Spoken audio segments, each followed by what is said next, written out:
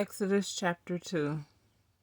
And there went a man of the house of Levi, and took to wife a daughter of Levi. And the woman conceived and bare a son. And when she saw him that he was a goodly child, she hid him 3 months. And when she could no longer hide him, she took for him an ark of bulrush, and doubted it with slime and with pitch, and put the child therein, and she laid it in the flags by the river's brink. And his sister stood afar off to wit what would be done with him.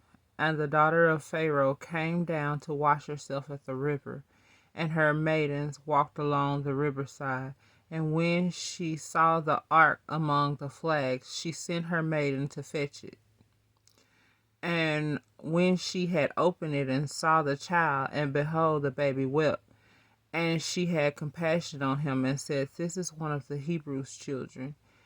Then said his sister to Pharaoh's daughter, Shall I go and call to thee a nurse of the Hebrew women, that she may nurse the child for thee? And Pharaoh's daughter said to her, Go. And the maiden went and called the child's mother. Very clever. The mama still ended up being able to take care of the baby after all. Verse 9. And Pharaoh's daughter said unto her, Take this child away and nurse it for me, and I will give thee thy wages. And the woman took the child and nursed it. And the child grew, and she brought him unto Pharaoh's daughter, and he became her son. And she called his name Moses. And she said, Because I drew him out of the water. And it came to pass in those days, when Moses had grown, that he went out unto his brethren, and looked on their burdens. And he spied on an Egyptian smiting an Hebrew, one of his brethren. And he looked this way and that way. And when he saw that there was no man, he slew the Egyptian, and hid him in the sand. And when he went out the second day, behold, 2 men of the Hebrews stove together. And he said to him that did the wrong, Wherefore smitest thou thy fellow? And he said, Who made thee a prince and a judge over us? Intendest thou to kill me, as thou killedst the Egyptian? And Moses feared and said, Surely this thing is known.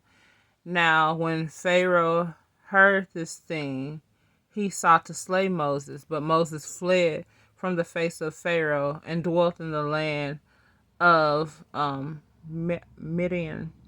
And he sat down by a well. Now the priest of Midian had 7 daughters, and they came and drew water, and filled the troughs to water their father's flock. And the shepherds came and drove them away, but Moses stood up and helped them, and watered their flocks. And when they came to Reuel, their father, when they came to Reuel, their father, he said, How is it that ye come so soon today? And they said, An Egyptian delivered us out of the hand of the shepherds, and also drew water enough for us, and watered the flock. And he said unto his daughters, And where is he? Why is it that ye have left the man? Call him, that he may eat bread. And Moses was content to dwell with the man, and he gave Moses Zipporah his daughter. And she bare him a son, and called his name Gershom, Gershom, Gershom. And he said, I have been a stranger in a strange land. And it came to pass in the process of time, that the king of Egypt died, and the children of Israel sighed by reason of the bondage. And they cried, and their cry came up unto God by reason of the bondage. And God heard their groanings, and God remembered his covenant with Abraham and Isaac and with Jacob. And God looked upon the children of Israel, and God had respect unto them. May the Lord add a blessing to the reading of Exodus chapter 2, KJV.